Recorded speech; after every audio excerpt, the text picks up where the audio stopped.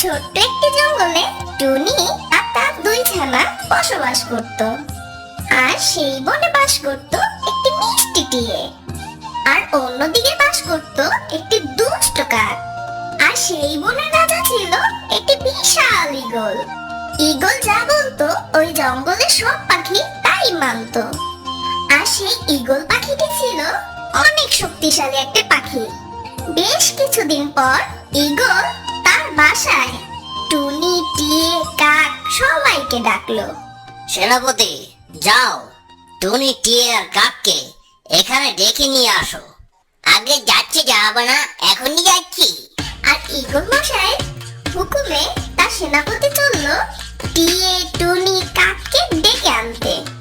প্রথমে টুনির বাসায় সেনাপতি আসলো, আর সে বলতে লাগলো, টুনি, এই টুনি, পাখির রাজা মহারাজ ঈগল তোমাকে ডেকে পাঠিয়েছে।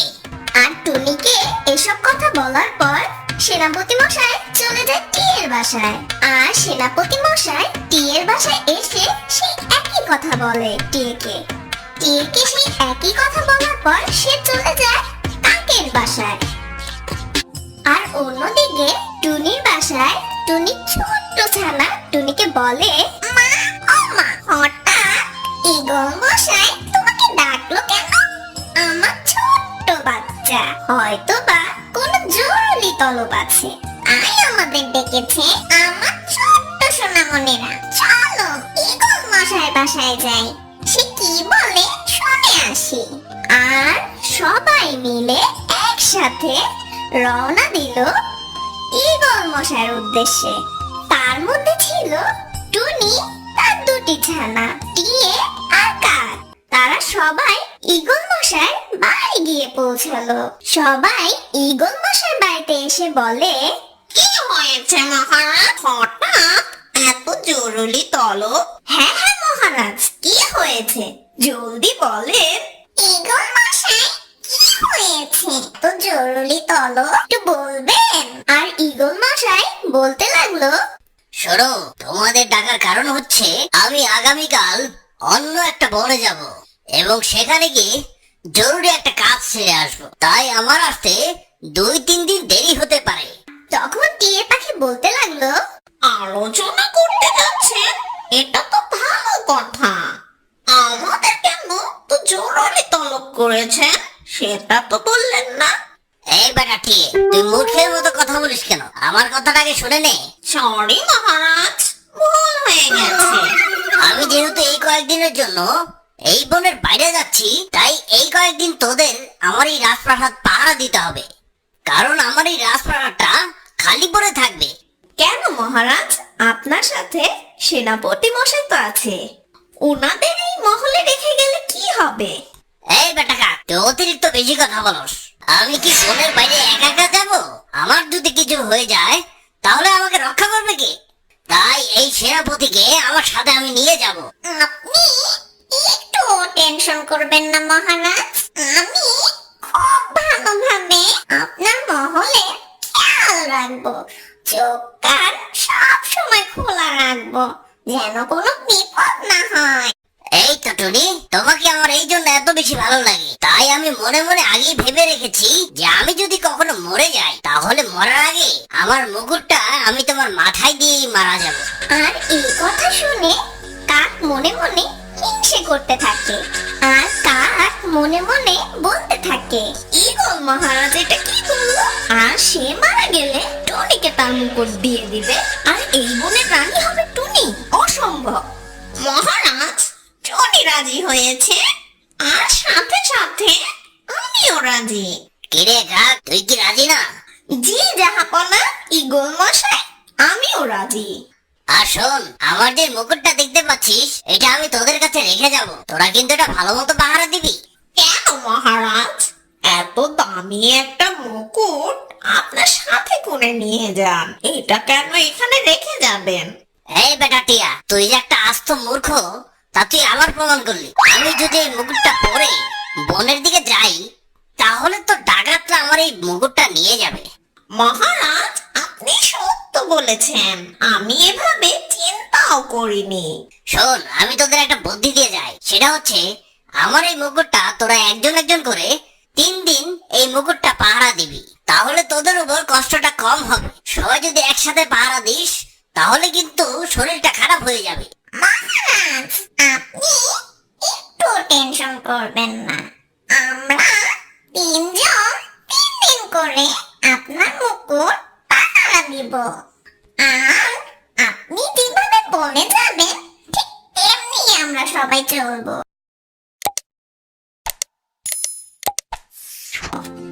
আর এই কথা বলেই সবাই যে যার বাড়ির উদ্দেশ্যে রওনা দিল।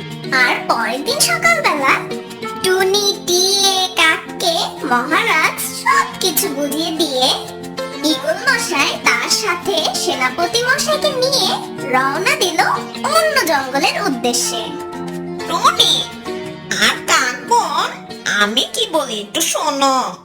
আজকে রাতটা আমি পাহারা দেব, তোমরা যে যার বাসায় চলে যাও। আমি এই মুকুটটির খুব ভালোভাবে খেয়াল নিব। আচ্ছা আচ্ছা, ঠিক আছে, যে কথা সেই কাজ করো।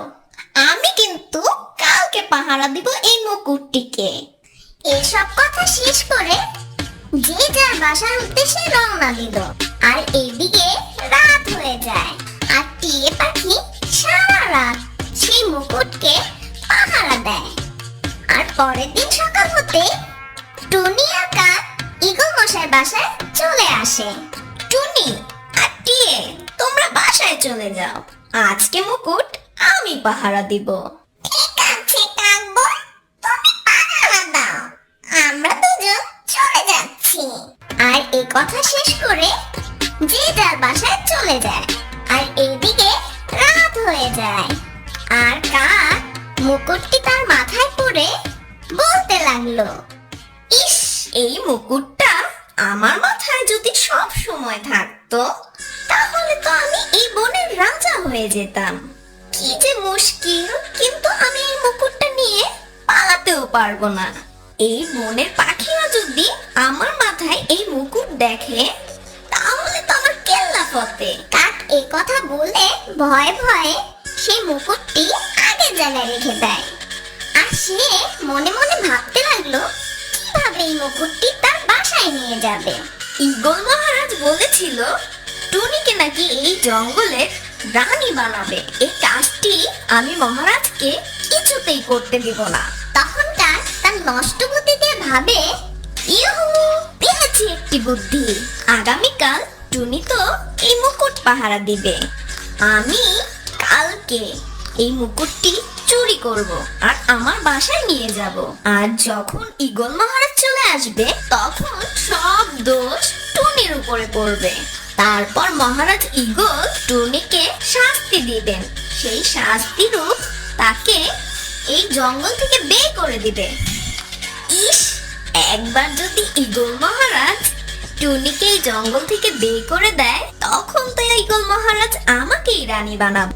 আর কাক এইসব কথা ভাবতে ভাবতে খুব খুশি হয়। আর সে মুকুটের দিকে তাকিয়ে থাকে। আর সেই মুকুটটি সে ধরেই না। আর সেদিন রাতে কাক সেই মুকুটটি পাহারা দিতে থাকে।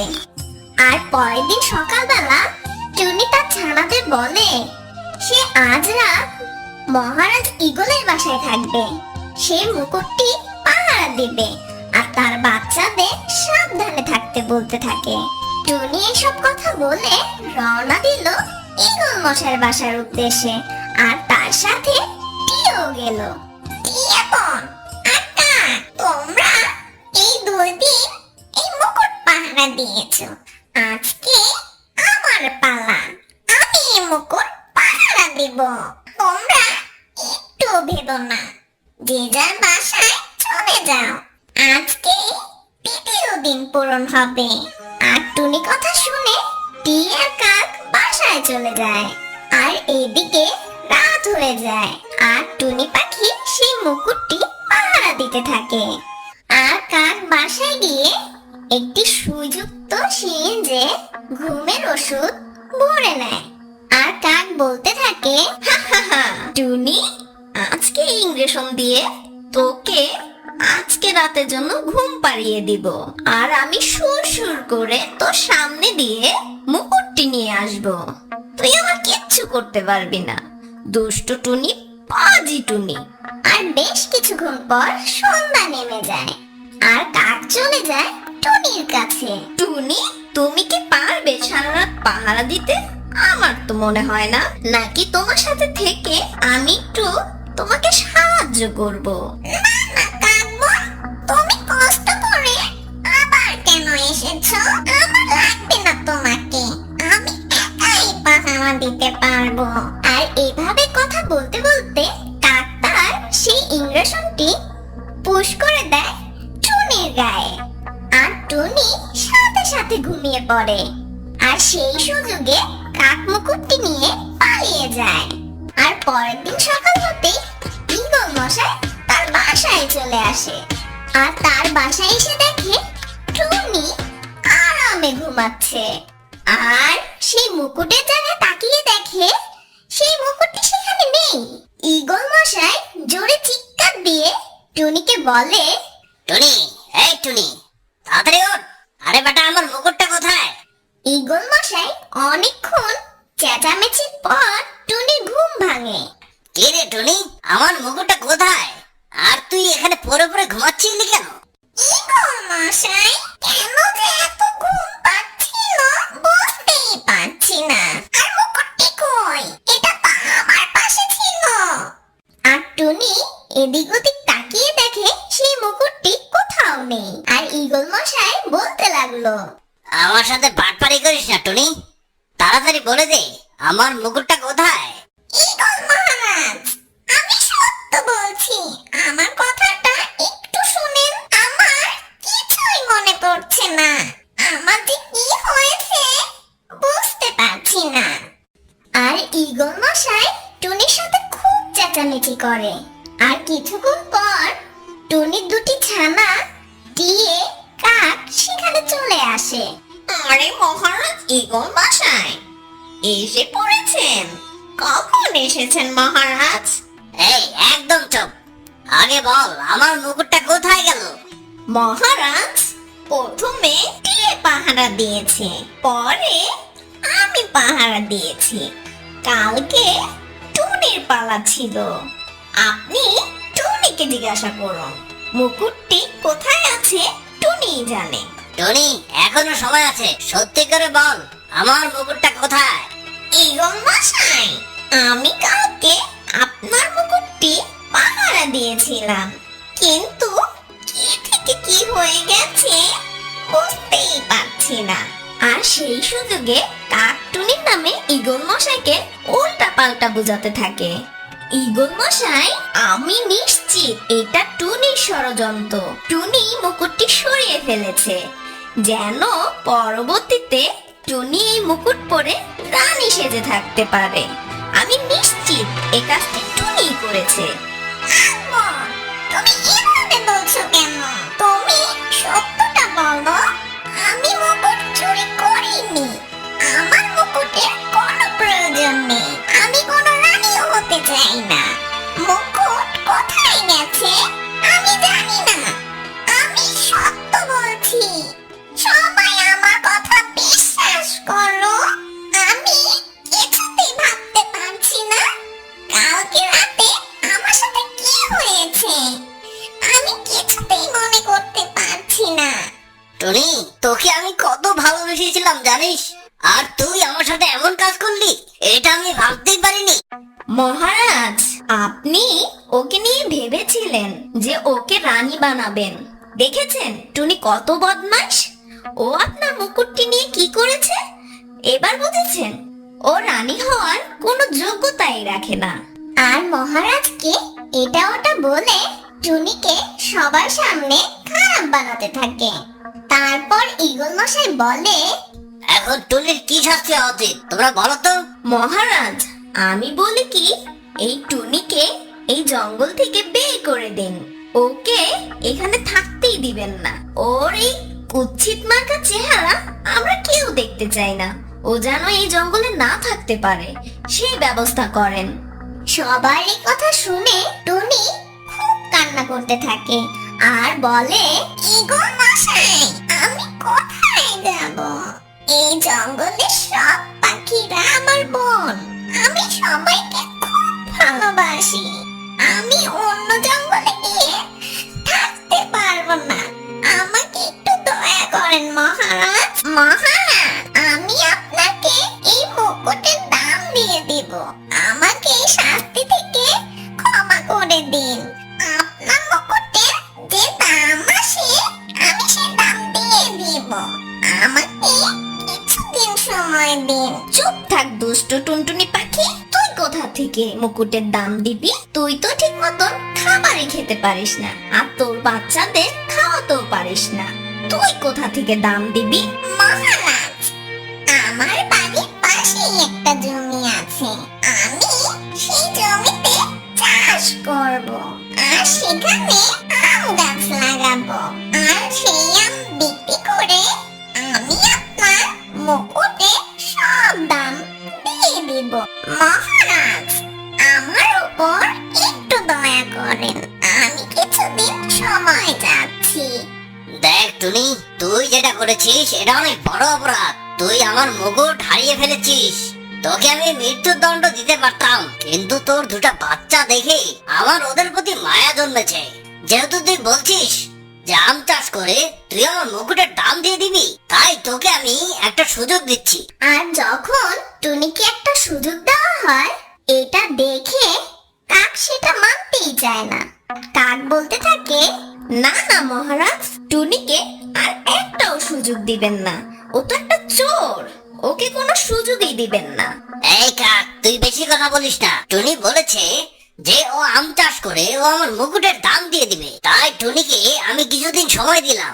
এ কথা বলে ঈগল মশাই টুনিকে আরেকটা সুযোগ দেয়। আর এই কথা শুনে যে যার বাসায় রওনা দেয়। আর কাক তার বাসায় এসে সেই মুকুটটি পরে বলতে লাগলো, হা, কি মজা, মুকুটটি চুরি করেছি আমি, আর দোষ হলো কিনা সেই টুনি পাখির। কাক এই কথা বলে সেই মুকুটটি তার ঘরের এক কোণে রেখে দেয়, কাপড় দিয়ে ঢেকে। আর অন্যদিকে টুনি পাখি তার জমিতে গিয়ে তার বাচ্চাদের বলতে থাকে, শোনো আমার বাচ্চারা, এই জমিতে আম গাছ লাগাতে হবে। আর এই আম গাছ থেকে আম হলে সেই আম বাজারে বিক্রি করব। আর সেই টাকা মহারাজকে দিয়ে দিব তার মুকুটের দাম হিসেবে। আমার বাচ্চারা, তোমাদের একটু কষ্ট হলো, মার সাথে একটু সাহায্য করো। মা, ঠিক আছে, চলো আমার বাচ্চারা, আমরা বাজারে যাই, আম গাছের বীজ নিয়ে আসি। ঠিক আছে মা। এই কথা বলে টুনি তার ছানাপোনাদের নিয়ে রওনা দিল বাজারের উদ্দেশ্যে। আর তারা একসাথে চলে যায় বাজারে, সেখান থেকে আম গাছের বীজ নিয়ে আসতে। আর বেশ কিছুক্ষণ পর তারা বাজার থেকে আম গাছের চারা নিয়ে আসে। আর তারপর টুনি আর তার দুটি ছানা মিলে তাদের জমিতে চাষ শুরু করে দেয়।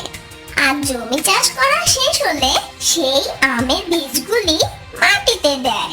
আর সেই বীজগুলি মাটিতে ফেলে দেওয়ার পর টুনি আর তার ছানা দুটি বাসায় চলে যায়। আর পরের দিন সকালবেলা তাদের জমিতে এসে দেখে ছোট্ট ছোট্ট আম গাছের চারা বের হয়েছে। তারপর টুনি ছানাপোনাদের নিয়ে সেই ছোট্ট ছোট্ট আম গাছের গোড়ায় পানি দিতে থাকে। আর সেই আম গাছে পানি দেওয়া শেষ হলে সঠিক নিয়মে সার দিতে থাকে। আর বেশ কিছুদিন পর টুনি আর তার ছানাপোনারা তাদের জমিতে আসে। আর তাদের সেই আম গাছগুলো অনেক বড় হয়ে গেছে। আর বেশ কিছুদিন পার হয়ে যাওয়ার পর টুনি আর তার ছানাপোনা সেই জমিতে আসে। টুনি সেই জমিতে এসে দেখে তাদের আম গাছে অনেক আম হয়েছে, দেখতে ভারী মিষ্টি আমগুলো। আর এই আমগুলো দেখে টুনি আর তার ছানাপোনা বেশ খুশি হয়ে যায়। মা, এত আম আমরা কি বাজারে বিক্রি করব? হ্যাঁ আমার সোনামণিরা, এই আমগুলো বাজারে বিক্রি করে মহারাজের সেই মুকুটের দাম পরিশোধ করব। এখনো আমার হাতে অনেক সময় আছে। চলো আমার সোনামণিরা, বাসায় যাই। বাসা থেকে কিছু বস্তা নিয়ে আসি।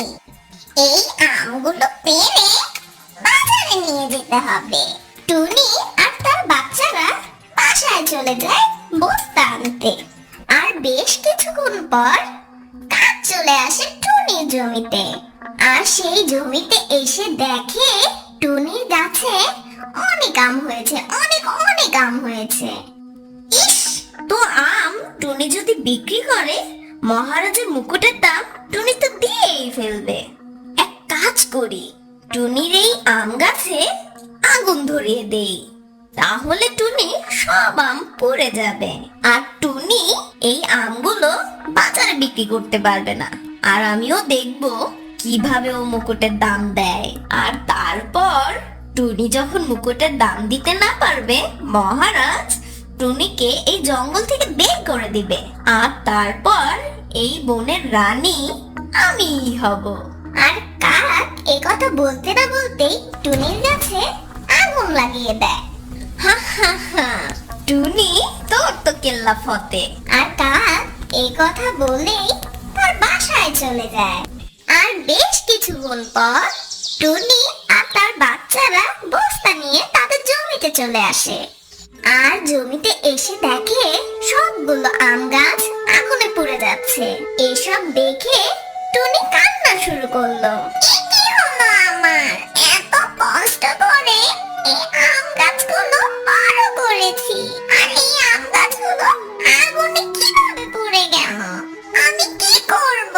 এখন যে আমি কিভাবে মহারাজের টাকাটা ফেরত দেব? তার মুকুটের দাম কিভাবে পরিশোধ করব? মা, মা, আমরা কি বাজারে আম বিক্রি করতে পারবো না? না, আমার ছোট্ট বাচ্চা, আমরা এখন বাজারে আম বিক্রি করতে পারবো না। মহারাজ তো আমাকে মেরেই ফেলবে, এই জঙ্গল থেকে বের করে দিবে। আর এই কথা বলে টুনি কান্না শুরু করে। আর বেশ কিছুক্ষণ পর টুনি তার বাচ্চাদের নিয়ে মহারাজ ঈগল মশাইয়ের বাড়ি যায়। মহারাজ, আমাকে ক্ষমা করে দিন।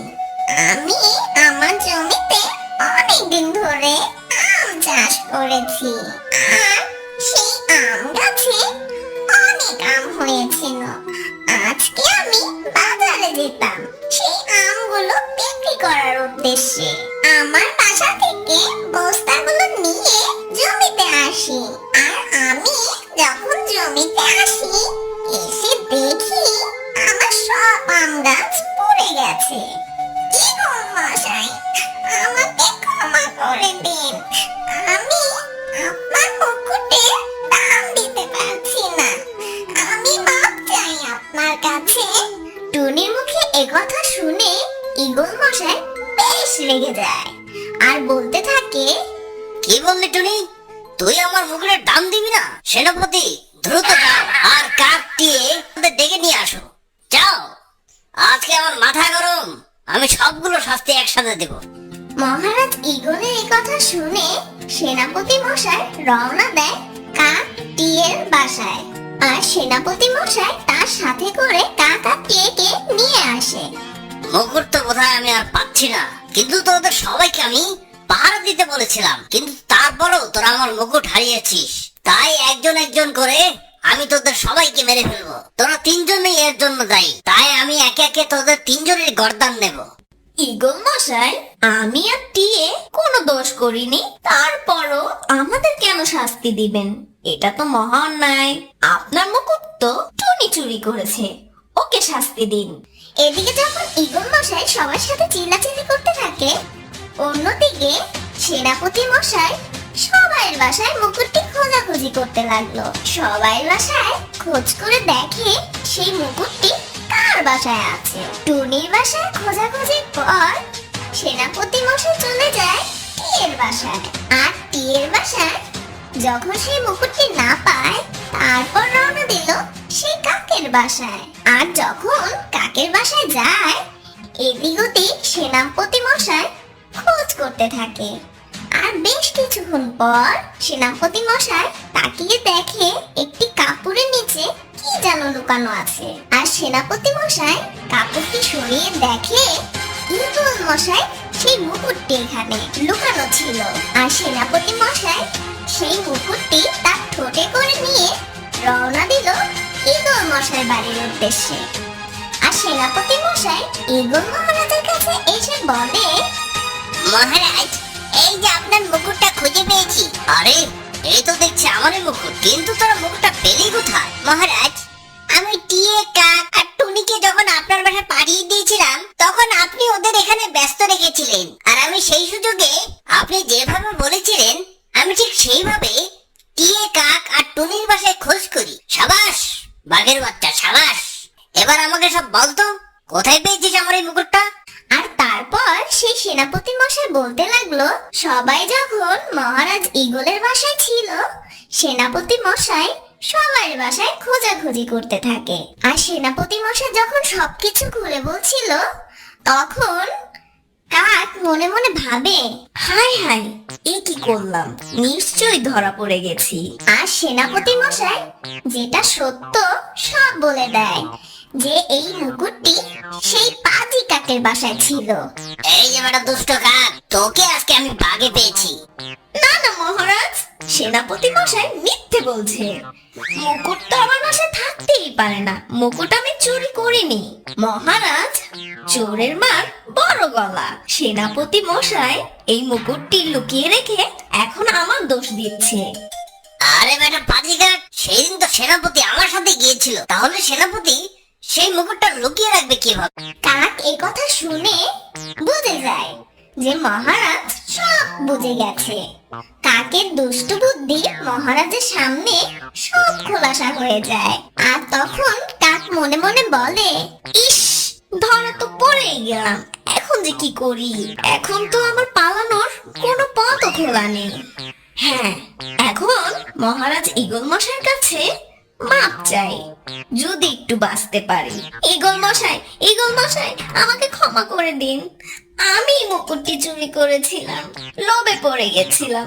এখন আমাকে ক্ষমা করেন, আমাকে মাফ করে দিন।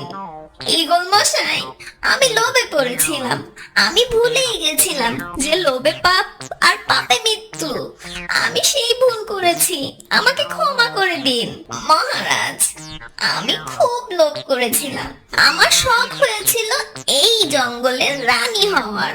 আমি যখন শুনেছি যে আপনি টুনিকে রানী বানাবেন, তখন আমার হিংসে হয় আর আপনাদের সামনে টুনিকে চোর সাজাই। মহারাজ, সেদিন রাতে টুনি যখন মুকুটটি পাহারা দিচ্ছিল, আমি টুনিকে ঘুমের ওষুধ দেই, তারপর মুকুটটি আমি চুরি করে নিয়ে যাই। আমি লোভ করেছি, আমি পাপ করেছি মহারাজ। মহারাজ, আমাকে ক্ষমা করে দিন। তুমি দুষ্ট, তুমি পাজি। আমার সাথে এরকম করবে আমি ভাবতে পারিনি। তুমি আমার এত বড় ক্ষতি করেছো, তুমি খুবই দুষ্ট। তুমি আমাকে মাফ করে দাও, আমাকে বাঁচাও, মহারাজের হাত থেকে আমাকে বাঁচাও। মহারাজ তো আমাকে মেরেই ফেলবে। মহারাজ ঈগল মশাই, আমি একটা জিনিস বুঝতেই পারছি না। কাকবন আপনার মুকুট চুরি করেছে, কিন্তু আমার আম গাছে আগুনকে দিয়েছে। ইয়ে মানে টুনি, আমি তোমার গাছে আগুন লাগিয়েছি। তোমার আম গাছে এত সুন্দর আম হয়েছে, আমার হিংসে হচ্ছিল। আমি তাই তোমার গাছে আগুন ধরিয়ে দেই।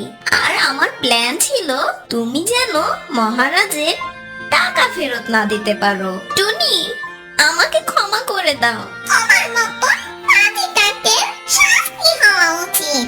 তোমার মহা শাস্তি হওয়া উচিত। তুমি একবার পাপ করেছো, আবারও করবে। তোমার শাস্তি না হলে শিক্ষাই হবে না। এটা অবশ্যই তুই ঠিক বলেছিস টুনি। মহারাজ, আমাকে ক্ষমা করে দিন, আমি এ ভুল আর জীবনও করব না। ঈগল মশাই, কাক যখন চেয়েছিল আমাকে এই জঙ্গল থেকে বের করে দাও হোক, আপনি কাককে সেই শাস্তি দিন। ওকে এই জঙ্গল থেকে দুষ্ট কাক, এবার আমি তোকে এই বন থেকে বের করে দেব। আর কখনো যেন তোর এই পোড়া মুখ আমি বনে না দেখি। সেনাপতি, এক্ষুনি এই দুষ্ট কাককে পিটিয়ে এখান থেকে বের করে দাও। আর সেনাপতি মশাই কাককে পিটিয়ে এই জঙ্গল থেকে বের করে দেয়। তারপর কাক এই জঙ্গল থেকে বেরিয়ে যায়।